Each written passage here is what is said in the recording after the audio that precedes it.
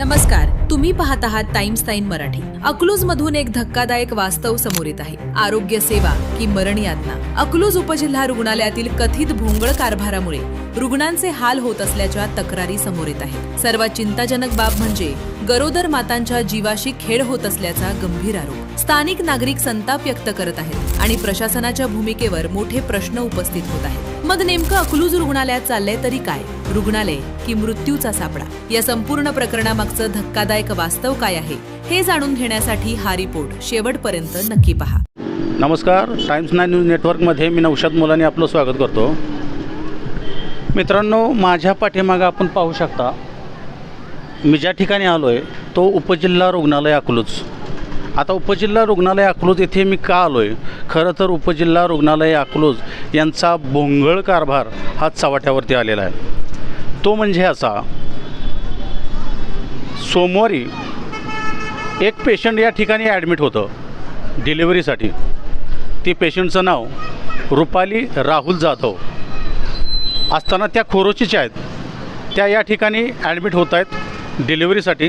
त्यांची delivery normal होते आणि त्यांचा डिलिव्हरीच्या वेळेस रक्तस्राव होतो आहे। त्यावेळेस त्यांना रक्ताची खूप गरज होते। त्यांचे नातेवाईक असलेले त्यांचे वडील, त्या वडिलांना ते सांगत आहेत की आम्हाला तुम्ही रक्त उपलब्ध करून द्या, या तुमच्या पेशंटला आम्ही रक्त चढवतो आहे। त्यावेळेस त्या महिलेचं ब्लड टेस्ट म्हणजे रक्त एका छोट्याशा बॉटलमध्ये काढून घेतलं आणि ते रक्त त्या नातेवाईकांच्या हातामध्ये दिलं। नातेवाईक लगेचच अकलूज येथील ब्लड बँकेपाशी गेलं। त्या ब्लड बँकेमध्ये गेल्यानंतर ते रक्ताची मागणी केली। ब्लड बँकेवाल्यांनी अर्धा ते पाऊण तासामध्ये ते रक्त उपलब्ध करून दिलं।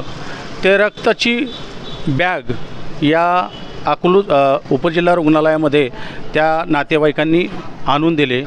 डॉक्टरांनी त्यावेळेस ताबडतोब त्या महिलेला ते ब्लड चढवलं।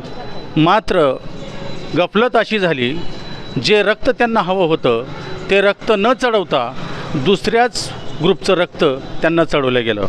आता ही गफलत झाली कशी? त्यावेळेस डॉक्टर झोपेत होते का? त्यावेळेस हे कर्मचारी यांनी झोपेचं सोंग घेतलं होतं का यांचा हलगर्जीपणा?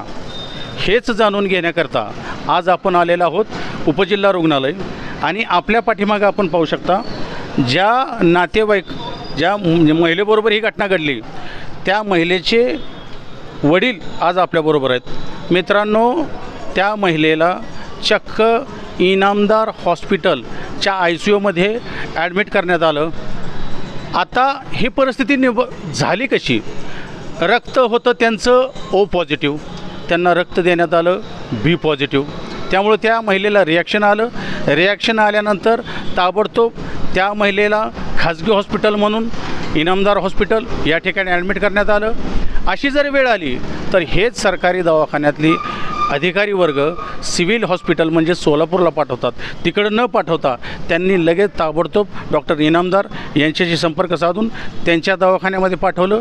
त्या पेशंटची आत्ताची सध्याची परिस्थिती ही खूप क्रिटिकल आहे। हेच जाणून घेणार काय झालं नक्की त्या दिवशी आपण पेशंट इथं ॲडमिट केलं, नक्की काय सिच्युएशन काय होतं, काय झालं होतं काय? त्यांनी रक्त कमी असल्यामुळं रक्त आणायला लावले। मग रक्त आणायला लावलं, रक्त घेऊन आलो। मग रक्त घेऊन आल्यानंतर त्यांनी काय केलं, चिठ्ठी लिहून दिली ती। मग ती चिठ्ठीवर रक्त, त्याचं रक्त ह्याला लावलं, ह्याचं रक्त ह्याला लावलं। मग त्याच्यानंतर पांढरं डोळं केलं। नंतर पांढरं डोळं केले, आमच्या घरचे उठून गेले, मॅडम मुलीला काय झालं?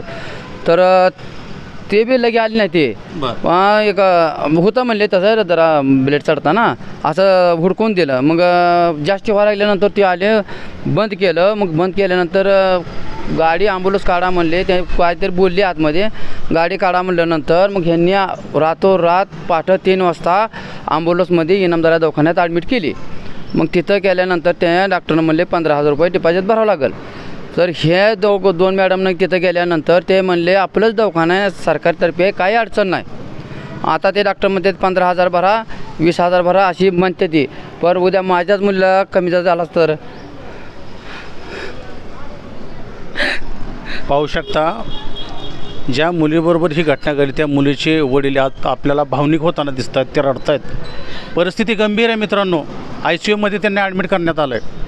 या परिस्थितीमध्ये अशा डॉक्टरचा बेजबाबदारपणा या उपजिल्हा रुग्णालयात होतं आहे. येणाऱ्या सर्वसामान्य महिलांनी या ठिकाणी त्यांच्या डिलिव्हरी होतात, काय त्यांनी बोध घ्यायचा आहे, कशा प्रकारे त्यांच्या जीवितांशी खेळ होतो आहे. ज्यावेळेस तू रक्त आणायला गेला होता त्यावेळेस नक्की किती वाजल्या होत्या? रक्त आणायला गेल्या 3 वाजल्या होत्या पाठच्या. मग ती म्हणली रक्त आणायला लागतंय. मग मी गेलो 3 वाजता रक्त घेऊन आलो, दिलं त्यांच्यापाशी. मग त्यांनी लावलं. मग अर्धी बॅग झाली. ती म्हणली असं का करते? ती म्हणली रक्त असल्यामुळं बाहेरचं ते अशीच करणार. मग परत तसं झालं की परत ते लेडीज आणि ती बोलल्या काहीतरी. ती म्हणल्या पेशंट इथनं जाऊ द्या म्हणल्या.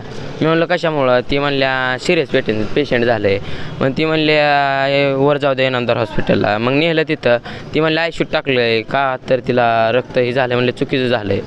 मग तरी म्हणलं तर ह्यांना सांगितलं तर हे काय दखल घ्यायना. हे म्हणायला लागले आता आम्ही रक्त चेंज झालंय किंवा रक्त दुसरं चढवलं हे मला कधी कळालं?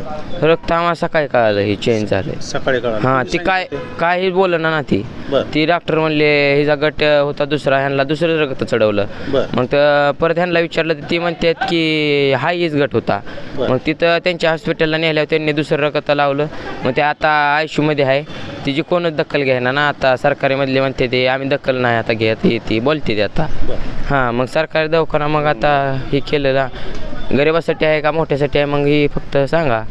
महत्त्वाचं, आपण ज्यावेळेस इनामदार हॉस्पिटलमध्ये तुमचे पेशंट ज्यावेळेस नेलं इथून ICUमध्ये त्यावेळेस इनामदार हॉस्पिटलमध्ये तर बक्कळ पैसा लागतो. मग त्यावेळेस तुम्ही काय केलं? काय ना आपलं बसलो तिथं पाहिलेलं आम्ही काय करणार आता. वैद्यकीय अधिकारी डॉक्टर ओहाळ होते. त्या ओहाळ डॉक्टरांना तुम्ही भेटला, काय बोलले ते तुम्हाला? ते म्हणले झाले ग आमची चूक झाली, मान्य केले त्यांनी.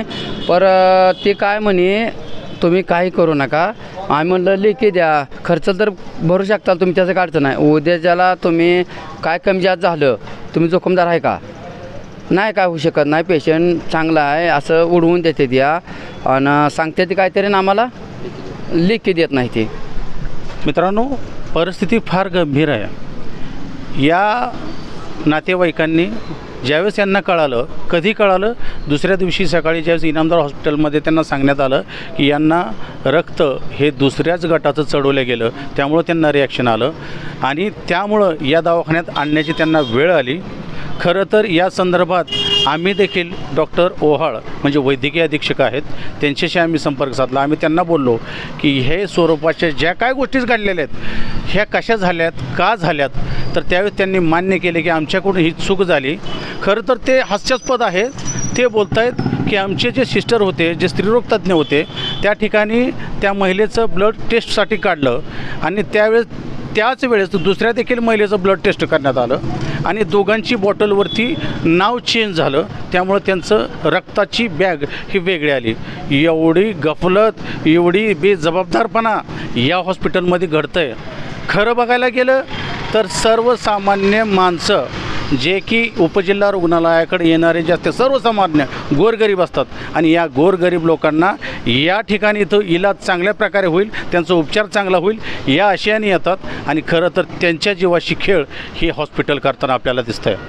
मित्रांनो, याच क्षणी आपण या डॉक्टरांवरती काय कारवाई झाली पाहिजे, त्यावेळेस असणारे स्त्रीरोग तज्ज्ञ त्यांच्यावरती काय कारवाई झाली पाहिजे, खरं तर अशी गफलत बेजबाबदारपणाने हा हॉस्पिटल वागते यांच्यावरती काय शिक्षा झाली पाहिजे हे आम्हाला कमेंट्स करून नक्की कळवा. लाईक करा, शेअर करा आणि महत्त्वाचं आमच्या न्यूज चॅनलला सबस्क्राईब करायला विसरू नका.